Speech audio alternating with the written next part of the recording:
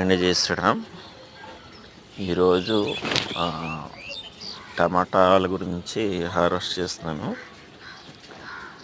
టమాటాలు ఒకటో రెండో ముందు పండాయి, కానీ ఇది మాత్రం మనకు ఉపయోగపడే హార్వెస్ట్.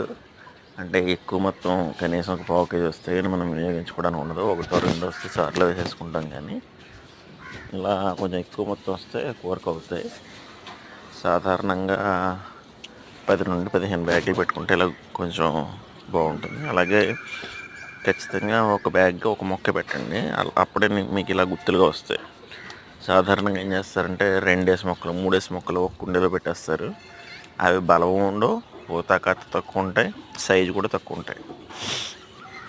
ఇవి నాటు టమాటాలు కాబట్టి మనకి ఎక్కువ రసం ఉంటుంది, పులుపు ఉంటుంది,